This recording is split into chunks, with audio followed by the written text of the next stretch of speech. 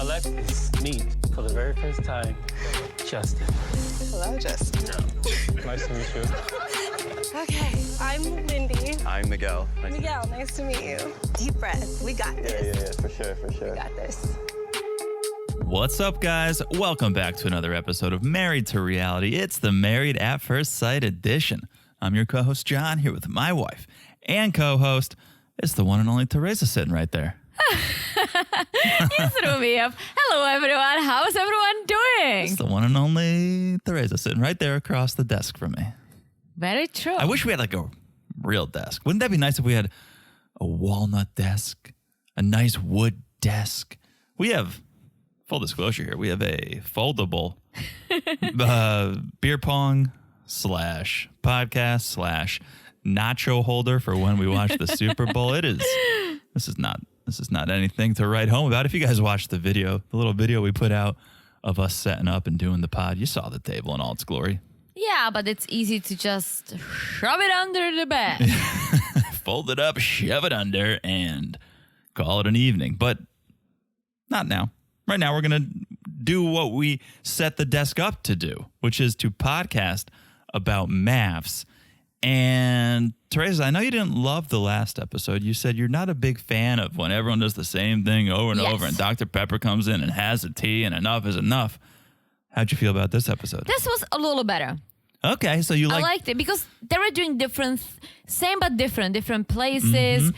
It was just it was structured differently. It wasn't like this Dr. Pia going to every single person's house the first time we see them. Like DP did that, right? Dr. PU went to everyone's apartment. Yes, but it wasn't like so structured. So we don't start with it for every couple. Right. And then they do different things. They do the exercise differently and everyone has a little something else, right? And so this was great. All right. I just don't like when it's like the same thing. It's like repeat. I hear you. A little bit of a broken record. Yes, but this was good. Well, I got big thoughts about this episode, so buckle up on that side of the desk over there. Before we get into it, before I share my big thoughts, let me share some housekeeping with you. Please follow us on Instagram. It's the place to be. It's the place where you get all of our news, you get all of our memes, you chat with us, which is fun for us. I hope it's fun for you. It's happening at Married to Reality Pod on Instagram. That's where it's always happening. So make sure you get over there. If Teresa hasn't responded to your message yet, come here, let me slap your wrist. Where's your wrist? Let me slap it. There you go. I slapped her wrist and she's really slapped me, guys. That was hardly a slap. That was a love tap. Okay. But she is going to respond to you ASAP. Don't you worry. So send us those messages. Flood our inbox. Let's chat. Let's have a good time. Let's talk about these shows at Married to Reality Pod on Instagram. Also, having a good time, and you can chat with us as well on Patreon. And not saying, but just saying, Teresa's a little bit better about responding to those Patreon messages. I'm good. We get notified. We got the app, so we figured it out. We can respond a little bit quicker to you guys over there on Patreon, patreon.com/married to reality. And we are covering the single life primarily, which is I don't even have a word to describe the single life. I love it. It's its own thing. It's unique. I love it. Caesar, I love it so much. Give me more Caesar. That's all I want. Also, Natalie. Oh, my gosh. Just give me anyone who loves Ukraine because they seem to just put on the best television. I can't get enough of those two. They're all good. I don't need to see Debbie rolling around in the hay. I walked in on my parents once. That was enough. Oh, gee. I'm just kidding. Oh, gee. I did not. But I did. Did you? Oh, my gosh. Several times. What? Several times? When I was a kid. Hello. I had an issue sleeping alone for a while. Well, and I think your parents have an issue sleeping alone too, if you know what I'm saying. Well, then eventually they started locking their doors and I started camping outside of their door. You are a weird. It's because I watched this show with my dad. It was about these cone heads, I think it was. Yeah, the cone heads. Fucking could not sleep for like a year. All right. Anyways. For a very long time, I had these nightmares that the cone heads gonna come and take me, and it was just out of control. Okay. Well, seeing my parents bang sounds a little more also disturbing, but yes. What is it called? In Czech, we call it Acta X. Sure. Absolutely. In America, you call it The X-Files. X-Files, yes. That fucked me up too. I couldn't sleep for multiple years. All right, guys. Well, if you enjoyed tangents like this and also us talking about the single life, get on over on that Patreon. We're also putting up the last episode of Love is Blind After the Altar. You will get that very shortly. The other two are up there already, so hope you're enjoying that. Also, make sure you're following the podcast, the one you're listening to right now. It's so easy to do. It's so easy to follow the podcast. All you got to do is look down and smash that follow button. Guys, smash it like it's as hot and bright, like Dr. Spears' outfit. Because put some sunglasses on. I don't like colors. I don't wear colors. I wear blue sometimes. But her outfit, as bright as it was, I loved it. I guess maybe it's because it went with her. It was a statement. It was nice. But I was like, this looks amazing. If I put it on, I would probably, it wouldn't look that good. You look like two different highlighters fighting. I'm also very pale. So True. I think pale people don't do well with such bright colors. Your skin tone is blinding me right now. I don't need. Yeah. But I looked at her, I'm like, this is nothing I would ever wear, but I love it. I loved it on her. It looked very nice. It was hot. I forget the exact, it was hot pink, I think, right? It was a hot pink pants and there's a highlighter yellow top. Nice. Shout out to that. That's about where my appreciation for her ends. And we'll get into it. Not the biggest fan of Dr. PU, if you couldn't tell. All right, one last thing. Thank you guys for the reviews. You're sending them in. We love them, so keep them coming. We love love. That's a Darcy thing. I don't know who loves love on MAFs. I mean, they're trying. They're trying. If it was Justin, that's Justin for you. Well, speaking of Justin, I don't like him, but on this episode, I was kind of agreeing with him. We'll get into it. We'll get into it.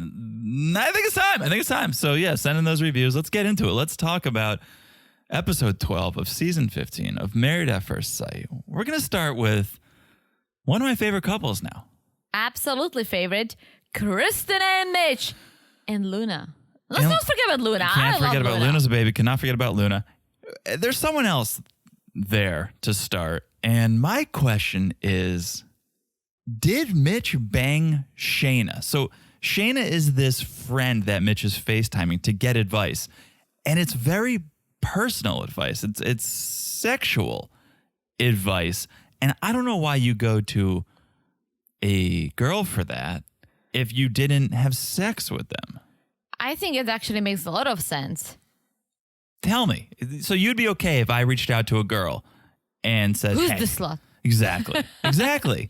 Would you be okay about me talking about our sex lives with another girl? Well, let's say if it's a girl who has a husband and we all know each other. Yeah, I don't think that's the case. They were roommates, weren't they? No, they weren't neighbors. Roommates. They were neighbors, and they became very close friends during the pandemic. Yes. I don't think they banged. I don't think he would pull her into this if they banged, because there are going to be questions asked afterwards. Maybe Kristen would be like, hey, who is this girl? Then he would have to lie, and then she would find her 2 minutes of fame. She's gonna come out. It's gonna be a big deal. I hope he didn't bang her. Well, Mitch didn't tell Kristen that he spoke to Shayna. Or we didn't see it.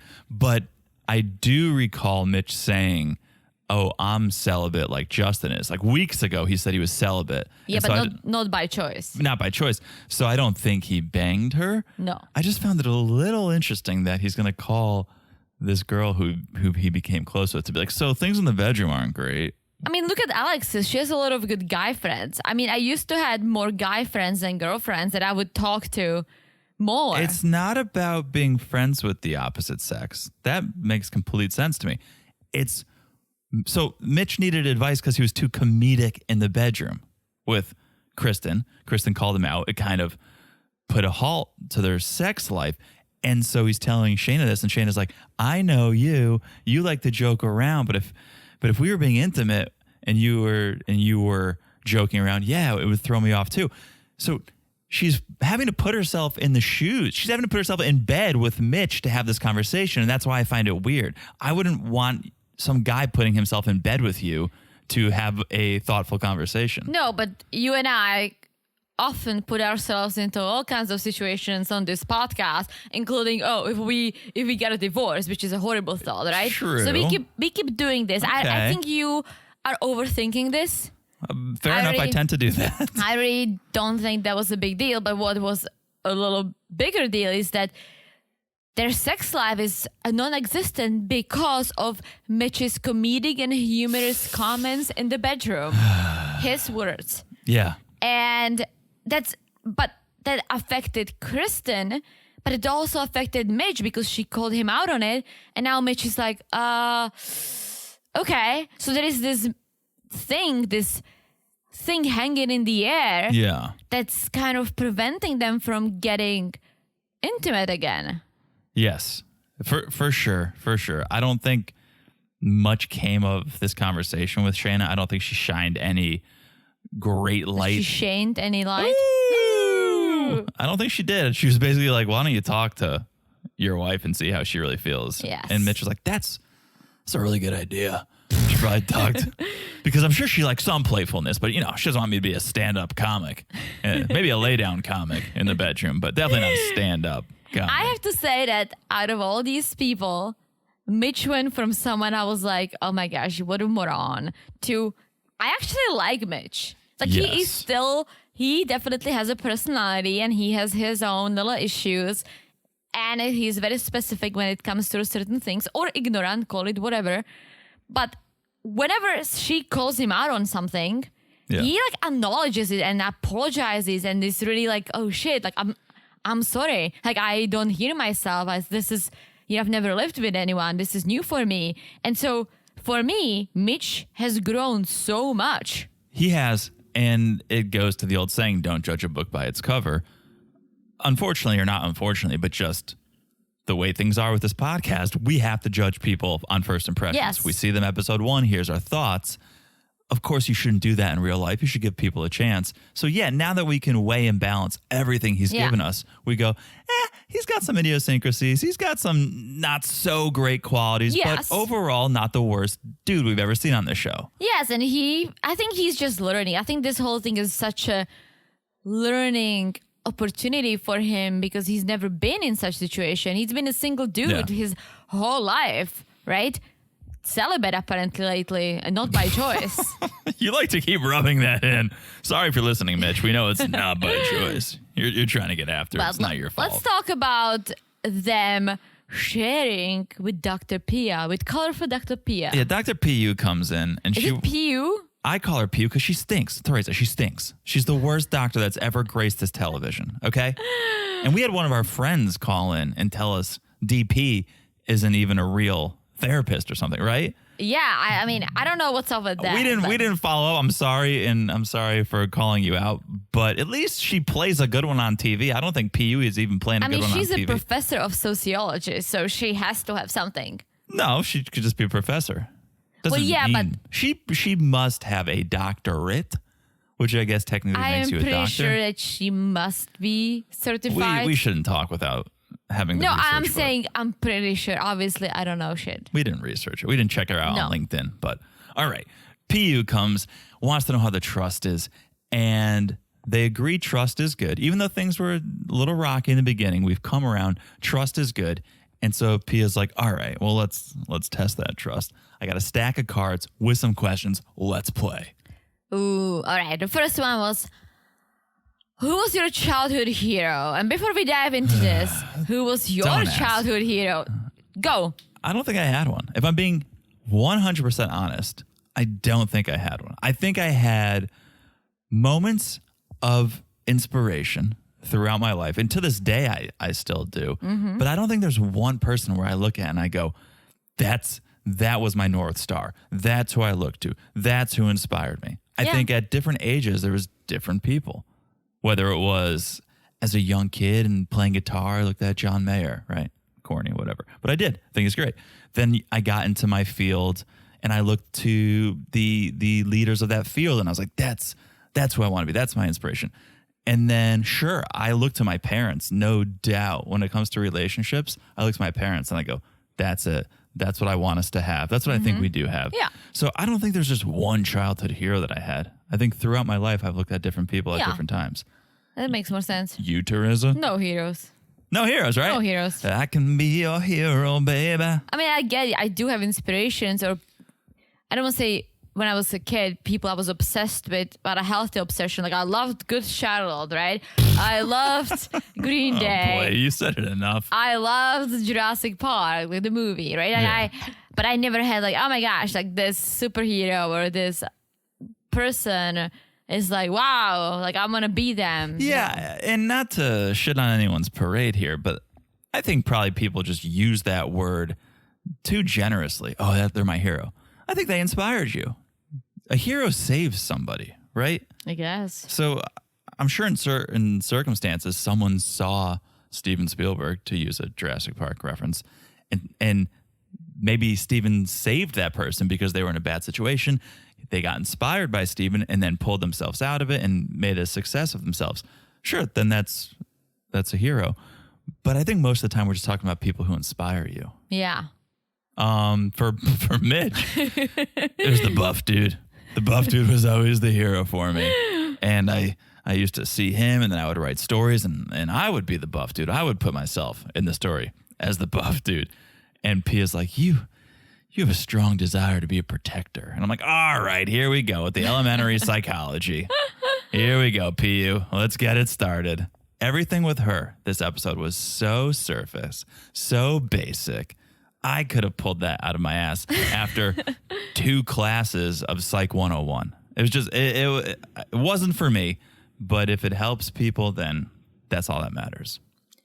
Yes. So then Kristen says it's her mom. She's a baddie. She's a baddie. She's a Cuban immigrant. She went from nothing to being an executive at her firm or like a high position person at her firm. And she's rich, not just with money. Okay, but wait, you're talking about now. You're talking about was she this way to you as a kid, Kristen? Because we're talking about childhood heroes. Was your mom buff? Because we're talking about childhood heroes, Kristen. I honestly didn't think that was that bad, but Kristen found it very offensive. Yeah, I see both sides because I'm the Mitch in that situation. I'm such a stickler for, well, that's not what was asked. That's not the question. We were asking childhood, and now you're talking about how she has a nice house now. And he even asked, he's like, are you talking about, like, he didn't just say, oh, no, you don't mean that. Like, he wasn't, like, rude about it. No, he was clarifying. And I think you have to read the room in that circumstance and go, you know what? She's having a moment. She's being emotional. She's being vulnerable. She's telling a real story about her past. Let's let it be. Give her poetic license. Maybe this wasn't a childhood hero, but this is someone who's inspired her throughout her life. Let's give her a little license here to express herself. And Mitch didn't, and that set her off. That really pissed her off. Mm-hmm. And she starts getting very emotional and crying and just being like, I just want Mitch to say, wow, what a great story. She sounds like an amazing woman. Which, that's also the wrong reason to tell that story. So don't tell that story, Kristen, if the whole reason to tell it is for someone else to like applaud and give your mom props. The question was, who is your hero? Yeah. Not who is going to impress the rest of the room. So I think her response said it all. It's like she tried to spin this story so that other people were wowed and impressed with her upbringing and her mom's upbringing. And I think that was telling. But again, I think Mitch was a little wrong for poking and jabbing. Yeah, and he acknowledges, he's like, oh, I'm sorry, I didn't know that this was not appropriate. Like classic Mitch. Yeah. Right? Well, let's pick another card before this gets any more serious. Let's pick another card. All right. What would your children be like? Our children? I'm like, really, dude? Come on. Like, yeah. And I thought that was a moment where you just narrowly escaped the demise of this relationship. And now you're going to go at it. Our children? Yeah. Who else's children? Mitch. But he saves it. He's like, I think that would be pretty awesome. pretty awesome. A strong sense of love, but also we run a tight ship. So, you get the best of both worlds. And Kristen's like, yeah, the rule follower and the rebel. Who's who? Kristen is such a rule follower. She is, huh? Yeah. Okay. When she talks about her childhood, everything was very strict, aligned. But I feel like Mitch is like YOLOing through his life. No, I feel like Mitch is a rule follower. Like, no, don't throw that out. pick up the litter. It's the only thing he does. Like the sustainability. But it's so rigid. That's why I feel like that's not rebellious. I think he's a rebel in all other aspects, but the planet. Okay, that's a fine thing to not rebel against. I don't think we should rebel against the planet. But to have a kid, they would need to bang. Yes. Let's talk about the sex life. Pia wants to know about the sex life. And Mitch just comes out and says we kind of put the brakes on sex. It's been a couple of weeks, which was surprising. I thought maybe it's been a few days. Maybe it's been a week. They've only been with each other for a handful of weeks, and now they've been celibate for a few. And Mitch says we were getting physical, started getting a little too funny, and Kristen didn't like that. And Pia's like, oh, tell me more. I need to know more about this. They won't divulge details. Which I appreciate. I don't appreciate that. Well, you're putting your life on TV, put it on TV. No, I don't appreciate it from a viewer standpoint. But from the fact that Kristen was like, you know what, like I don't want to put Mitch out there. Like this is just between us. They kind of said it, but I feel like Mitch blows up condoms and puts them on his head or something before he puts it on. I feel like he's doing physical gags. Or he's doing like knock knock. Who's there? It's like Mitch's dick. It's like, like I think it's cringy or corny. I don't think maybe it's uncomfortable. I don't know. He describes his sex life and he's like, it's awkward, funny. It's weird sounds and it's fluids. And so, yeah, he's probably pointing things out that don't need to be pointed out in the moment, I guess. And Kristen goes, yeah, maybe after we've been married for 10 years, that'd be acceptable. But this is a stranger marriage. This is new to us. And so keep those things to yourself. I don't know. This is why to have an honest discussion about it, I need to know what it is. Because on the one hand, I'd go, wow, look at how comfortable he is. Something goofy happens in the bedroom and he's comfortable enough to call it out as opposed to just being like, nope, nothing happened. Yeah. But it depends what it is. It depends. That's why I want to know, to have a thoughtful discussion about it. What are we talking about? Well, we don't know. Who knows? We don't know. But yes, let's go to the beach. Let's go to the beach. Did we have a Luna? We did have a Luna at the beach. She was there. Yeah, and they're doing more questions. Yes. And we get this one question: the toughest experience you've had to overcome.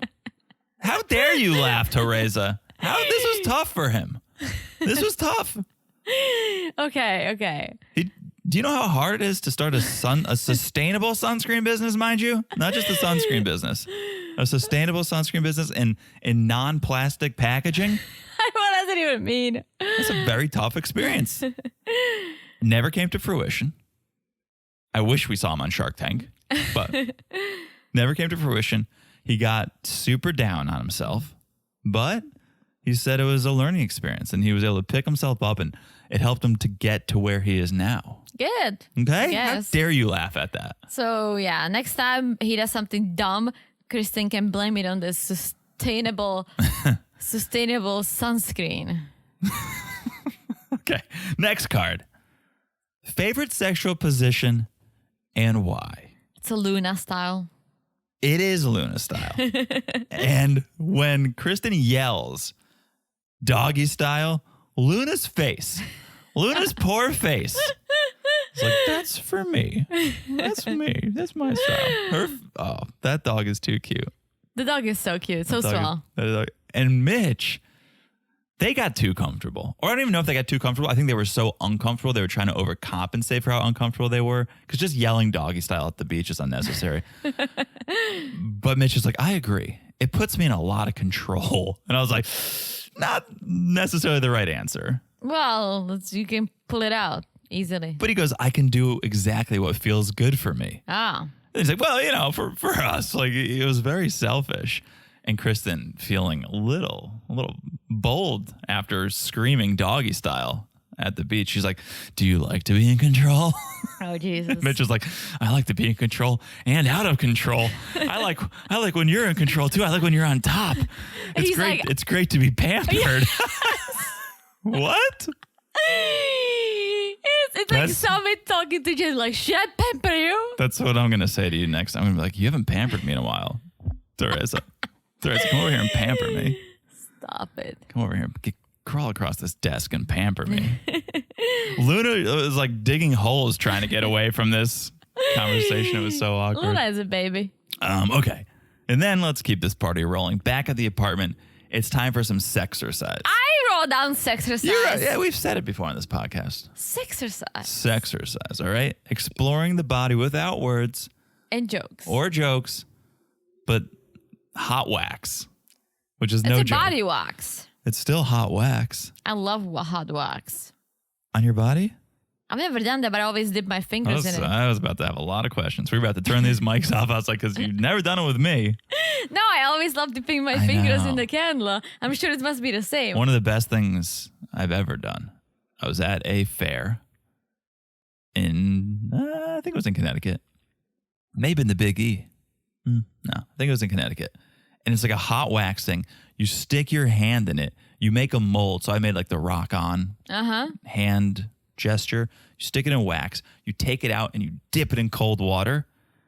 And it just congeals. And then you have a wax mold of your hand. Oh. And it just feels so good going from the hot wax to the cold and then slipping your hand out. Oh. It's very sensual, Teresa. I was like, they sell this wax for your hands and feet that you just basically make it hot. You dip it in and softens it, your skin. Oh. I feel like I'm going to buy it because it's going to be beautiful. Let's have a girls' night. Let's do that.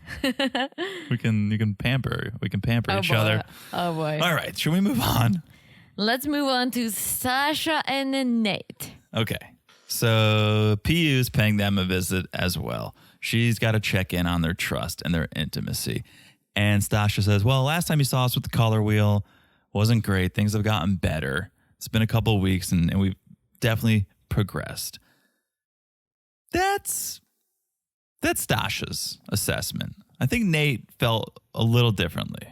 Yes, he says she still doesn't fully trust him because of her trust issues. Of course. Here we go again with the trust issues. Classic. Right? And apparently they were talking before Dr. Pia came over and it was like, well, what should we ask her? What do we want to talk about? And Stasha wanted to ask Pia, how do you develop more trust? And Nate's like, well, define this trust issue.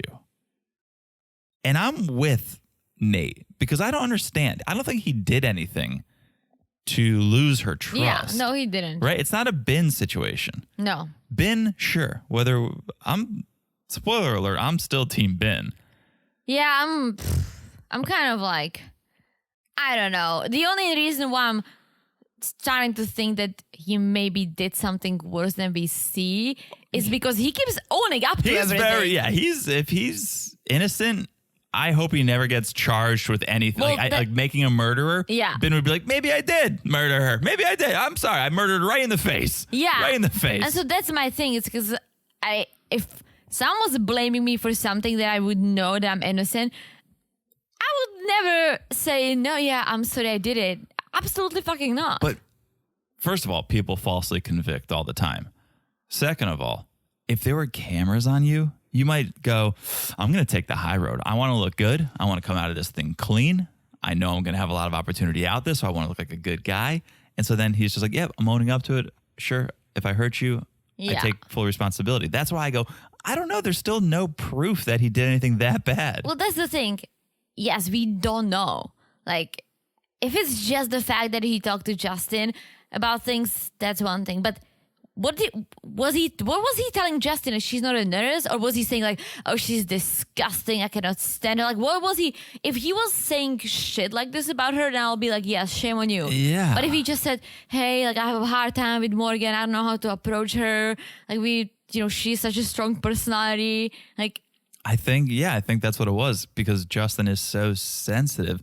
I don't think he would love Ben as much as he does if Ben was this trash talker, shitty person. Well, before we get there, let's finish Stasha and Nate. They're talking about the trust, and Stasha says something interesting. She goes, if I can't fact check something, I'm not going to believe it. That's her definition of trust is you're going to tell me something, then I need to double check it. And if it checks out, now I trust you. That's not trust. That's not trust. No. That's not trust. That's just fact finding. So if Nate said, yeah, I'm at the hairdresser getting my hair done, and then she has to look at his location on iPhone tracker, and it's the hair salon, then she goes, okay, I trust you. That's not trust. Trust would be, I'm at the hair salon. All right. Drive safe. Drive safe when you leave. It's crazy to me. So she has zero trust. Something must have happened in her past. I have to imagine something happened in her mean, she talked past. about not being lucky in love, but I think something deeper happened. She must have been cheated on. Multiple times. Or I guess her or lied to or parents something. I don't know. lied. It's not good at all. Yeah. And Pia says she needs to relinquish control to be able to trust Nate. And I think that's true. I think you have to, no matter how uncomfortable it is, give him a chance to actually lose your trust. Yeah. Because so far he hasn't. Be vulnerable, give him a chance to lose your trust, and then you'll see whether you can trust him or not. Yeah. Right now you're just acting like you can't trust him. So you're never going to trust him. Very true. So you have to make a change and allow that to happen. So Pia wants them to come up with an activity where she does have to put trust in Nate. And so here's the sex basket and the keys. Here's some furry handcuffs. Yeah. Like, here's the sex basket and keys to the sex dungeon. Which they go to. Yeah, and what was that about? Like, was it like a... What was this place? What Is this an was this Airbnb? place? Is this I don't know. some guy's man cave? What are we talking about here? Where can I book it? It looked... Really? No. It was too much. This whole segment was funny, cringy, exciting, awkward. Mm-hmm. All in one. I mean, it starts with Nate blindfolding Stasha and handcuffing her to the bed, which did allow me to get confirmation Stasha has other tattoos, so that the wedding date was not the first. But this whole thing was out of control. I mean, it is definitely a test of trust to allow someone to handcuff you. Granted, there was others in the room. There was cameras. Nothing that bad's going to happen. But let's remove that and talk about this as an activity between two people. That is trust. Mm-hmm. There are so many things. Forget about even I'm going to handcuff you and do things to you sexually that you're not okay with. I'm going to handcuff you and just leave. Yeah. Right? You really have to trust the person to do that. They do it. And she's blindfolded and it's like, open your mouth. Open it. I'm going to put something in your mouth. And I'm like, stop. Just stop. Like, I know what's happening, but just stop because it's making everyone uncomfortable. And then they start making out hard. And then, I don't know if you want to take it away and describe. He put his freak on and put her on a sex swing. Oh, you're skipping the blanket. He puts his blanket over his head. He's building like a blanket fort over her crotch. And I think trying to perform oral sex on her. I guess. It got very intimate, very hot and heavy. And then, yes, we just cut to her swinging from the doorway on a sex swing. But he was like really doing it. Oh, yeah. It was out of control. I hope Debbie and Tony didn't watch this episode because that's going to give them all sorts of ideas over in Vegas. But yeah, this was a little dirty, but... It was crazy, but did it build trust? Maybe. I don't know. Yeah, I don't know. We're going to have to wait until next week to... I'm curious about these two because they seem to... I think they can be good together, but at the same time, she needs to start trusting him and kind of like relax a little bit with all these ultimatums. If you don't love me by that date, that's it. Like, come on. That stuff. I'm still waiting to see the progress from Nate. Although, no, I'll take that back. I'm seeing progress. I'm just waiting to see more. But again, he's done nothing to lose her trust. No. But if you want to build it, then you do have to take actionable steps. And it's more than just dry humping her in a sex swing. Yeah. At least that's from my professional opinion. All right. I think before we go any further, we have to take a break because it's going to get intense. We're going to address some big things. And so I think we should take a break. We'll come back and we'll start with Alexis and Justin. All right? All right. Let's take a break. We'll be back in a second. And we're back. Hello, Jonathan. Hello, Teresa. Are you ready to get into this thing? Let's do this. I'm going to stop because I have to go to the club, actually. But then when I come back, we're going to talk about Alexis and Justin. I'll be back from the club in a second. I'm just kidding. But this is the whole argument, right? They're waiting for Pia to come, and they're arguing already that Alexis spends too much time with her friends, and Justin doesn't want it. And Justin apparently said, I forget, I want you to be free. Yeah, he vowed to let her be free. I want you to be free. Free like a bird. Free bird. Yes, but he's right because he says, I'm not telling you not to see your friends, but there should be some balance. I agree. Pia arrives, and that's the first thing he says is, yeah, we're in this argument, this discussion, because Alexis goes to the club every weekend. I'm not asking her to stop, but I want there to be this balance. And Alexis cuts him off and says, it sounds great. When he says that, yeah, it sounds great, but I don't always go to the club. Sometimes it's a brunch, but I've compromised. It's one day a week. It's an hour or two. Okay. I don't buy that you go out to a club for an hour or two. I need lie detector tests hooked up. I need to know, again, to have an honest discussion. What are we talking about here? Because if it's brunch, yeah, it's an hour or two. Yeah. Brunch. Bottomless brunch only lasts until 10 a.m., Teresa. So I What are you talking about? It starts at 10. It only lasts till 12 p.m. It's 2 hours. It's 3 hours max. I believe if she says it's once a week for 2 hours, maybe, if it's brunch.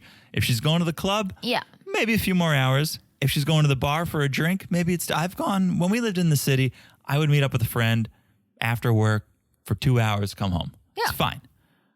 If that's the case, I'm Team Alexis, especially if she's tried to include Justin and he doesn't want to.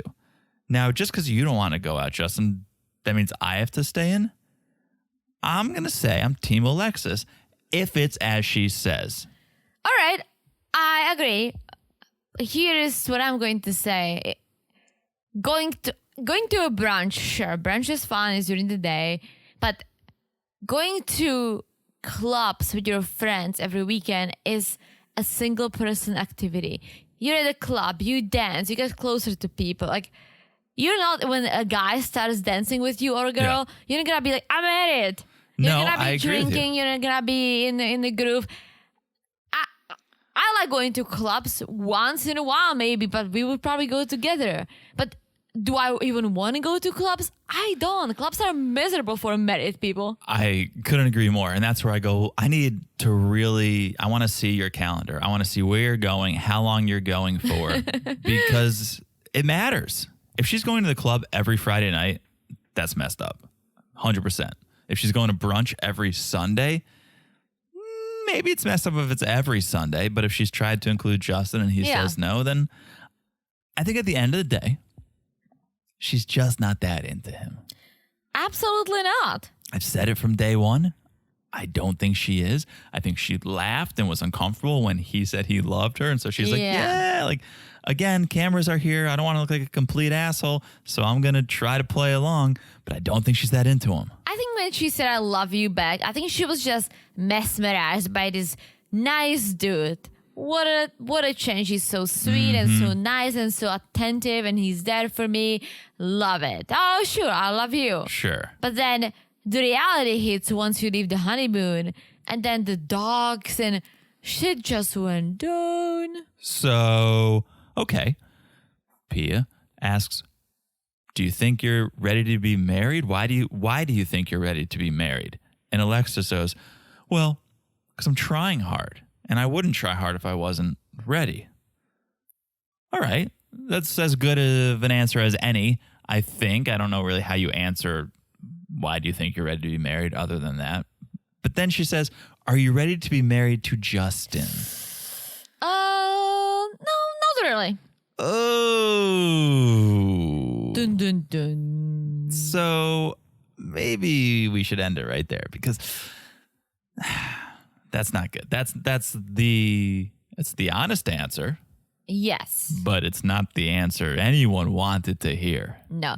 And also, yes, I get when it comes to a marriage, yes, for them, they do need to try because they're strangers, right? Yeah. But you should not keep trying so hard every single day to the point that it's just not what you want, because it's not going to get better. Right. Especially if you're fighting this much. It's not even like we're trying to get a spark going. We're trying to have fun. You're trying to just get along, it seems like. There's so many fights happening that you're not even base level just content. It seems like you're upset. Yeah. And again, like, I know that Mitch and Kristen are trying too. And somehow I'm okay with that a little more because there is this understanding between the two of them. Every single time there is a conflict, they both, or one of them, whoever is in fault, which usually is Mitch, they acknowledge it. They acknowledge what happened. They want to take it and move on. And even Kristen's like, you know what? This is something I also learned. It's not all on Mitch. Yeah. They have a different approach. And yes, in that case, I love that they're trying and they're trying hard, but somehow when Alex says it just doesn't sit well with me, because if you're trying this hard and you're clearly not into him and you just fight, why are you even trying that hard? Why don't you just end it? Because there is an end date in sight. True. I think if there was no end date in sight, I mean, she said it a couple weeks ago. Oh, if we weren't married, I would have left by now, right? I think that's the truth. I think she, like many, go, well, they're going to ask me if I want to stay married in a couple weeks. I'll just say no then, which is what you should do. Yeah. We would be pissed if she pulled an Alyssa and said, I'm out. Yeah. You signed up to last for 8 weeks. And so I think that's what she's doing. I think she's just putting less and less effort in as the weeks go on. And then Pia brings up something or reminds us of something that I kind of forget.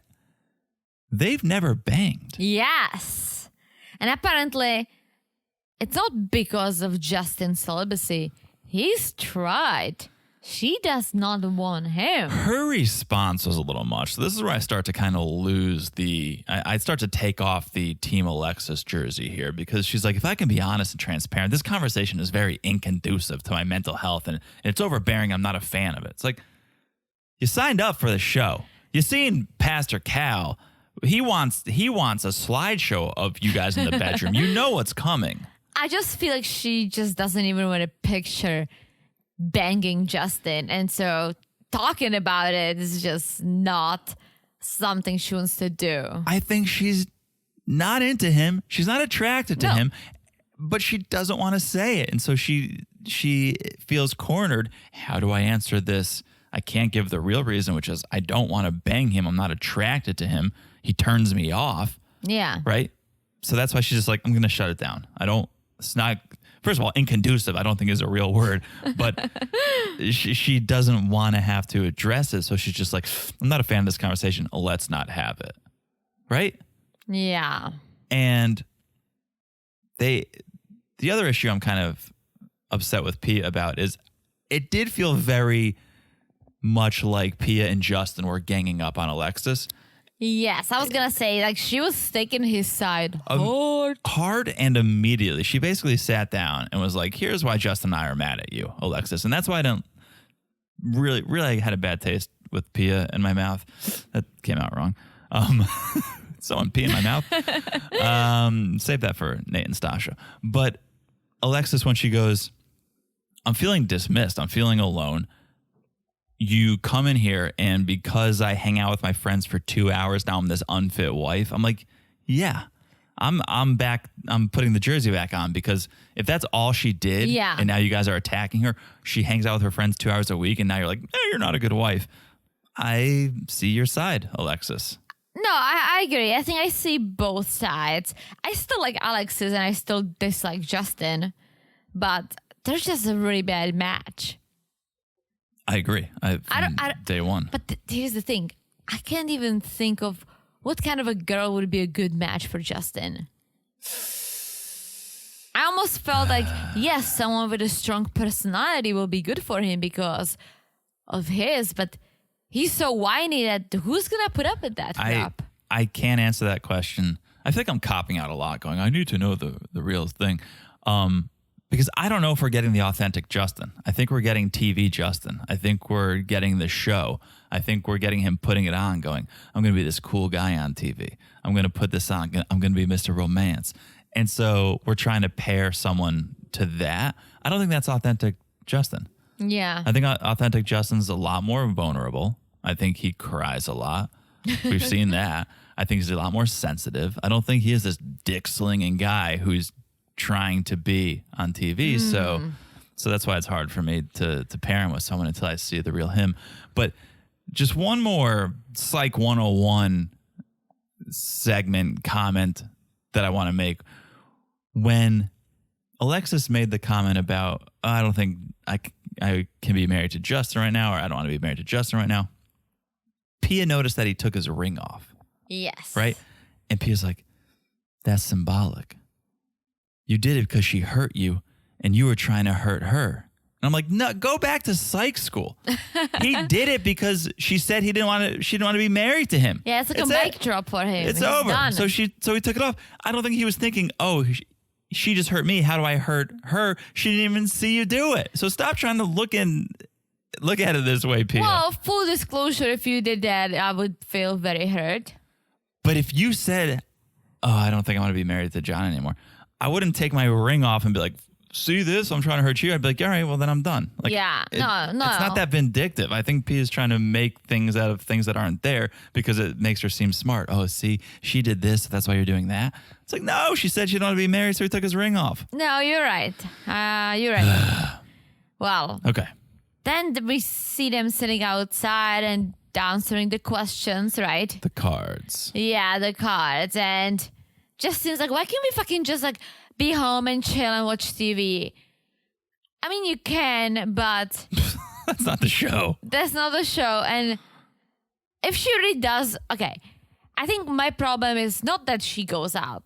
You do you. But going out to a club every week, as I said before. But she's saying brunch. So why are we taking one side over the other? We're taking Justin's word. We're not going to take her word. No.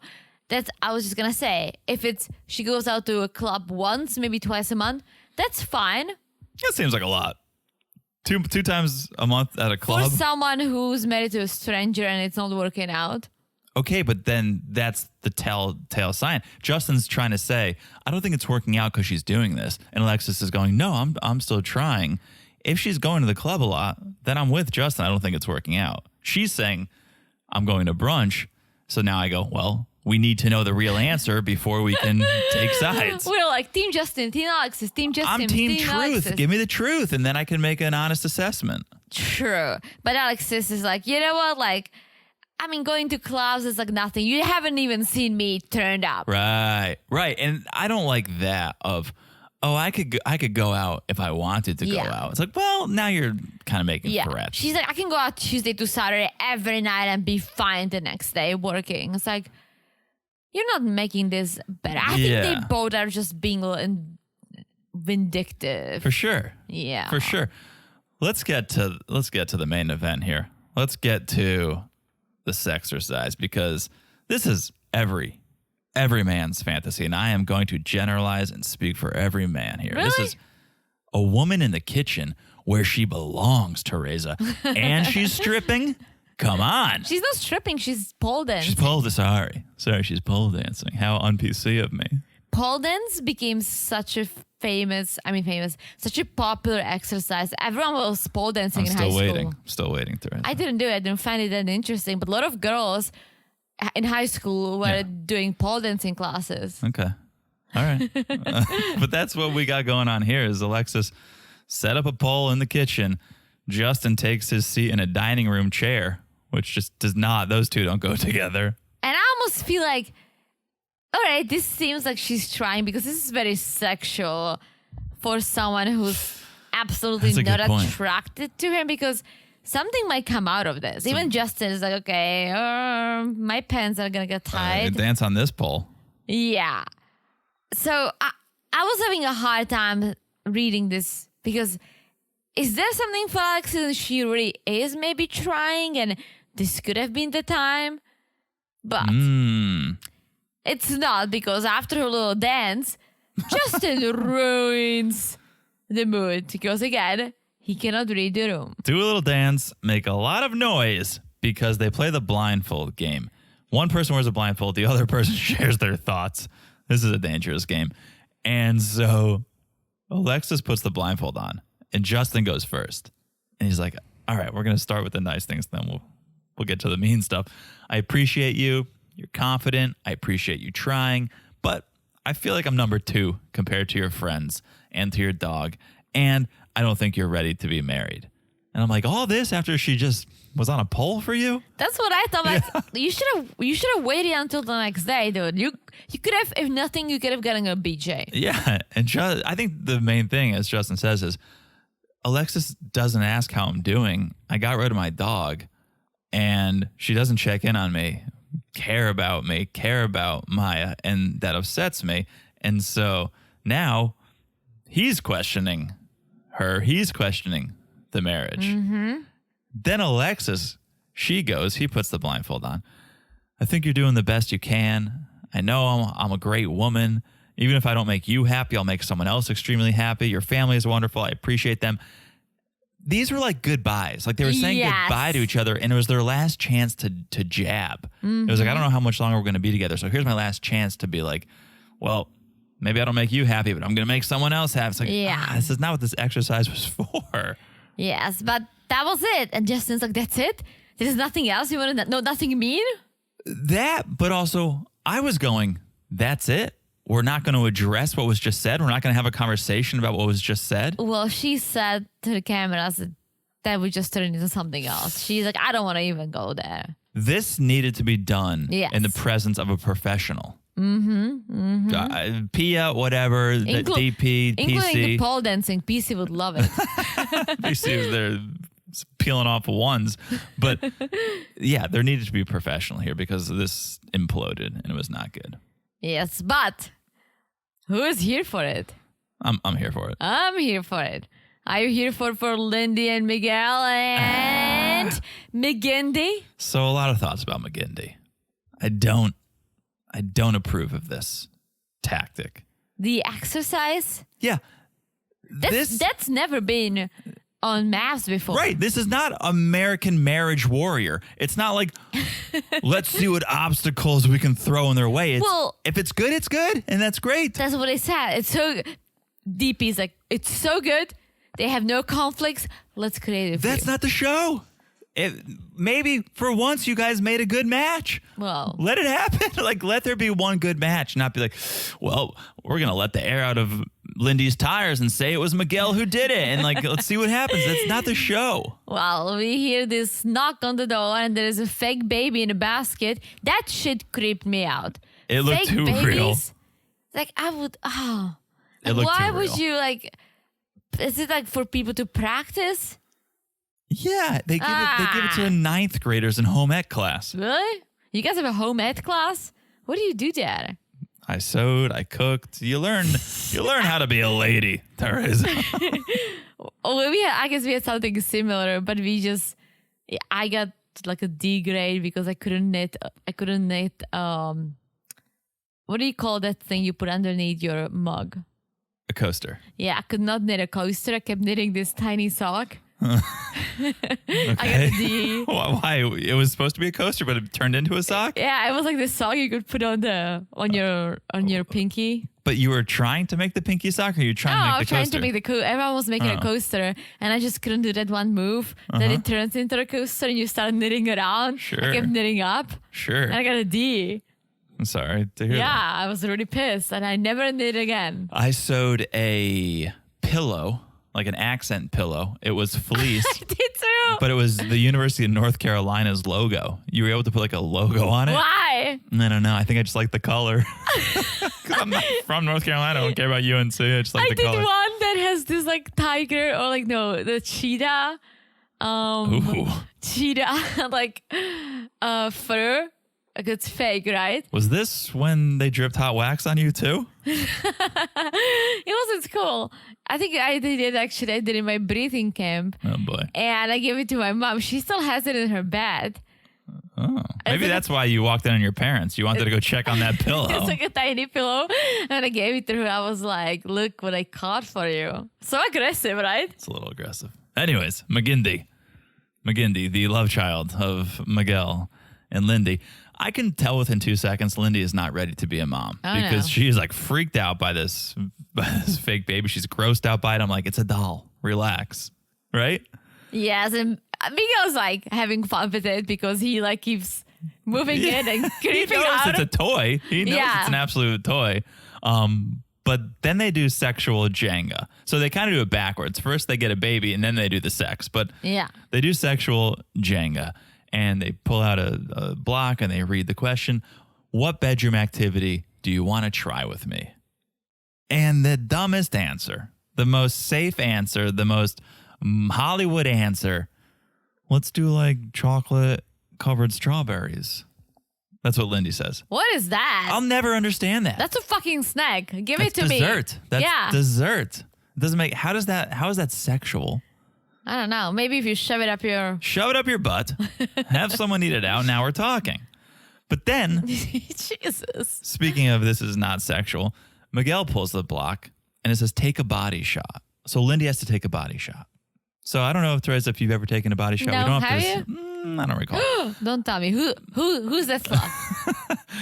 But Miguel lays down, balances a shot glass on his stomach, and then Lindy just leans over and picks it up with her mouth and drinks it. Maybe he didn't clean his belly button. There's okay. I think like There's belly buttons are so dirty. You guys have to clean your belly buttons. Does your belly button hurt when you clean it? It does a Mine's little like bit. a little Yeah, but you have to clean it because once my doctor told me, not that I had a dirty belly button, one of those like when they check you up, and she said that You're a lot of kids come and have dirty belly buttons. Yeah. But she was proud of me for having a clean belly button. Remember when I thought my iPhone was broken because it wouldn't charge? Yes. And we took the iPhone to the Apple store. And the guy pulled out lint the size of a t-shirt. That's like my belly button every couple of months. Wait, you don't clean your belly button? I'm joking. Daily? I was making a joke. Okay. Not daily, but weekly, I would say. Okay, good. Okay. But that's not how you do a body shot. So I want to tell our friends how you do a body shot in case people want to try it at home. They don't know. There's 2 ways you can do it. Jesus. You either take the shot, just like a normal shot, and then you lick salt off a person's body. They can have salt on their wrist, on their neck, wherever. You lick the salt off, and then in their mouth, they have a lime wedge, and you go mouth to mouth, take the lime out. You know that you start with the salt, right? Okay, so you start with the salt. I'm not good at tequila shots, but I'm good at body shots. And then the other way is, the classic way. You put a little liquor in the belly button and suck it out. Better be clean. That's how you do it. That's how you do it in the old days. I've never done it. No, you do it the PC way. You put a shot. You balance a shot glass on your chest and whatever. And she's like, make it a margarita. She's such a child. She's such a child. And then they do this exercise where they gaze into each other's eyes for 2 minutes to see what pops up. The baby, the McGindy is just peeking in, creeping in. Yeah. Then they get into bed with McGindy. Miguel did not let McGindy go all day. And Lindy didn't touch McGindy all day. Miguel is going to be a great dad. I think he will be a great dad. But then McGindy freaks out and it's an issue. Yeah, and he's like, Lindy's giving it a bottle. Like, and it makes this sound. And it's supposed to be like the baby swallowing. And Lindy's like, it's glitching. That was hilarious. Hilarious. All right. Let's do this thing. Let's talk about Morgan and Ben. They're on opposite ends of the couch. Couldn't be further from each other. And I love how Morgan now constantly wears scrubs. She's like, do you believe me now? Ben, take a long, hard look at this getup. Do you think anyone can just buy scrubs? I'm a nurse. Then Dr. Pia comes. She's like, oh, Morgan, did you just come back from work from your nursing job? Did you come straight from being a professional nurse? I notice your scrubs. Is that because you're a professional nurse? She arrives and they say it's been really tough. It's been disappointing. Yeah, I have a thought. I think Ben has to stop working out that much because he's very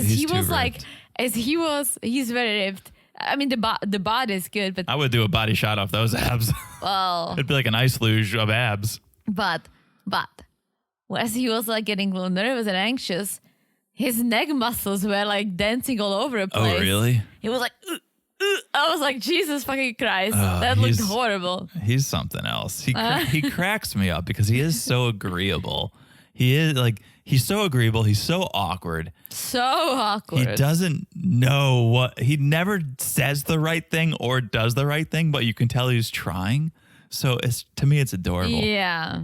But Morgan's talking about her disappointment. She really wanted a partner, but she didn't get one, and she's crying. And Ben went to the bathroom and grabbed a piece of toilet paper for her. and gives it to her. I mean, this the thought. That's what I'm saying. Like, no matter what he does, it's wrong. But the thought is right. So like, okay, I should get her a tissue. But he comes back with a roll of toilet paper. Not basically. even like it's like a one. It's one like square. It's a one square, not the waist. She just puts it on the side. But it gets so good because Pia's like, well, it sounds like you're vindictive, and Ben goes, can you use vindictive in a sentence? He's like, well, what's vindictive mean? And Pia's like, well, it seems like you're intimidated by Morgan. And Ben's like, yeah, just a conversation is scary with her. She has the temperament of my dad. And I just wish she would stay calm and be more constructive and use constructive criticism. And he admits he runs away. He's run away a lot in his life. And Pia's like, why not fight for this? And so he goes, well, I guess I don't know how to apologize. I don't know how to apologize in a way that's good enough for Morgan. He's been apologizing since this whole thing happened. Well, he always goes, I'm sorry. He uses his words. And he goes, I've said I'm sorry. I guess it has to be an action, but I don't know how to do that. and Pia's like, okay, you want to do an action? Like, what would you do?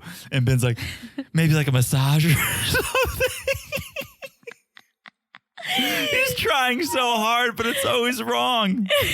Maybe like a massage. Morgan's just rolling good eyes, like absolutely fucking. Maybe like a massage. Yeah, Morgan's just shaking her head. It is so funny. Also, is he scared to wake up Miguel's fake baby or something? Why is he whispering the whole time? He always does. It's like maybe like a massage or something. I honestly, and I feel bad because I think it comes from his strict upbringing. Like it must. Like if she reminds him of his dad and he's afraid, that's not okay. I think he needs someone who's a little more like a little less aggressive. Yeah. Oh, for sure. She needs to just foot off the gas. Yeah. Be a little more warm and welcoming. But I thought it seemed like there was a moment of progress at the end. Yes, because she said she would accept a genuine apology. Not a massage. Yeah. A genuine apology. Well, use your words. Waiting. Use your words. Yeah, which seems okay, maybe there's hope. Seems like maybe there was hope. Yeah. So then we get the guys hang and the girls hang. Yes. Let's start with the guys, huh? Yes, and Miguel comes with McGindy, the fake baby. You gotta bring McGindy. And Mitch goes, wow, Mitch is all of us. He's like, their marriage must be really strong if they're just trying to throw curveballs at it now. And Miguel is like, yeah, well, McGindy's good for us. It's this other form of intimacy. And so all the guys are like, great, this is good. You guys are getting along perfect. Ben tells the guys that Morgan told me I owe her an emotional apology. So I just gotta like say I'm sorry with emotion. And then he's like, I can't get enough of this guy. And then he's like, Morgan, she's so strong physically, mentally. But he says physically, like, does she like beat him up or is he afraid that she's going to? She does like Muay Thai or something. It's so I can't get enough of him. And then Mitch tells everyone that they've stopped banging, but he's not sure where he's at overall with things.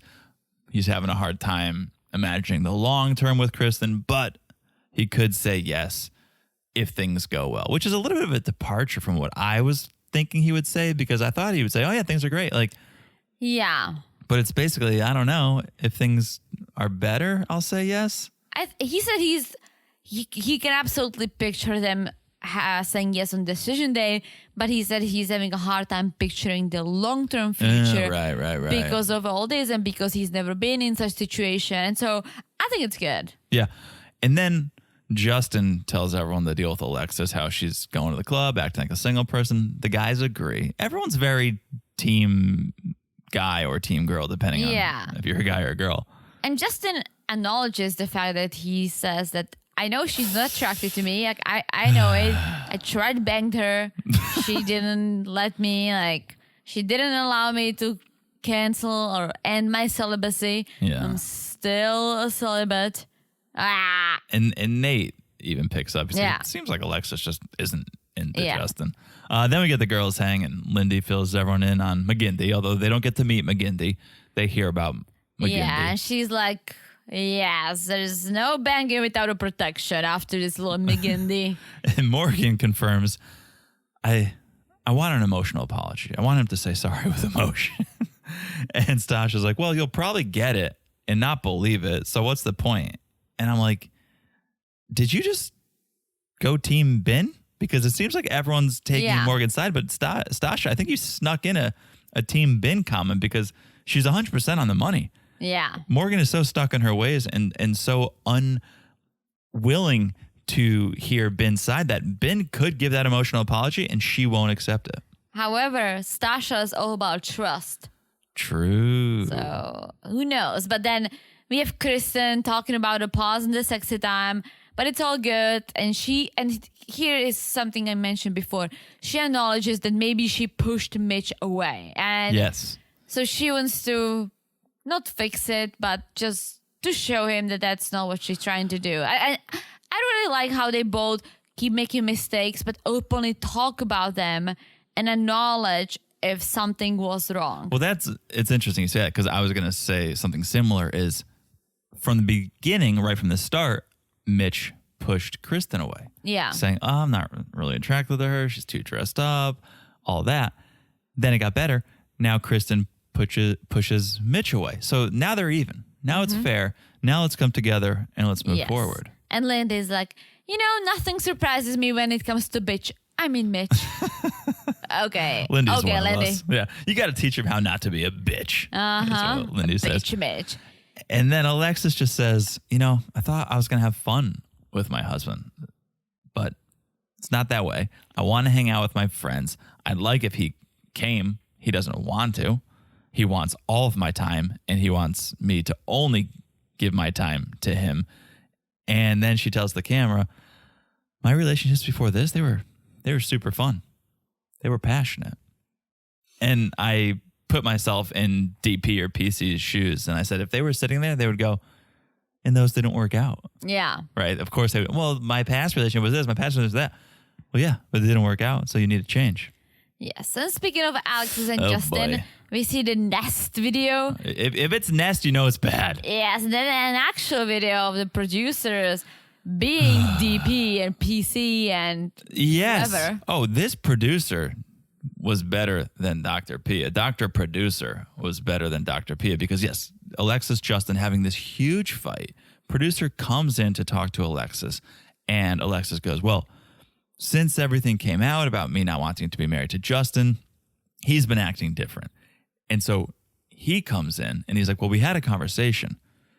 All sorts of things started coming out. It got loud. And apparently Alexis was shocked when they did the blindfold exercise. What she heard shocked her. And Justin reiterates to the producer, well, I don't want her to be at the club every week. And she's at the club. She's always at the club. She's never with me. It's like, here we go again. Same thing over and over again. Yeah. And then he mentions, like, you see, like, you didn't say it all. Because when she had a chance to say her concerns, she didn't. But the producer is like, come over here, both of you, sit down and chat it out. That's what I'm saying. Chat it out. She did much better than Dr. PU. And Justin's like, well, I feel like I'm not wanted. Anytime I try to have intimacy, I'm shut down.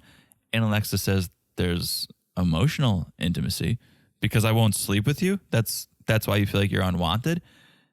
And Justin makes a good point. He's like, I just want to be on the same page energy wise, which is so true. Like, Yeah. if you felt like you were giving 100% and you were excited to see me and you thought I was giving 10% and excited to see my friends, you wouldn't be happy. You want equal energy. And so I'm with Justin on that. And so Alexis goes, I think we have two different perspectives of what this single lifestyle is. This is not how I pictured marriage. I pictured marriage being fun. Oh, hold on. Alexis. We're talking about Alexis, not Alexa. All right? Who's talking? Alexa apparently has a lot of thoughts on Alexa. You know what, Alexa? We'll talk to you in a second. All right? Pipe down over there. We're almost done. All right. Oh my gosh, boy. you set up a 50-second timer. What am I on? Hold on. All right. Well, I think that means we should end this. All right, let's end this. Let's end this. 50 seconds. We've said it all. We've said it all. Guys, thank you for listening. This was a great episode. We had fun. We hope you did too. Alexa will not shut up. Make sure you follow us on Instagram at Married to Reality Pod. Check out the Patreon, patreon.com/Married to Reality. Okay, we're coming. We're finishing. Jeez. Thank you again for the reviews. If you haven't left one, we would appreciate it if you could. What is she talking about? She's out of her mind. She's listing something. She's out of her mind. All right. That means I've said it all. Alexa has said it all. Teresa, have you said it all? Yeah. And guys, smash it like it's as hot as. Oh, I'm sorry. Please follow the podcast. As hot as all this drama. Oh, boy. Alexa really threw us off at the end. Anyways, we'll talk to you guys soon. Bye-bye. Bye-bye.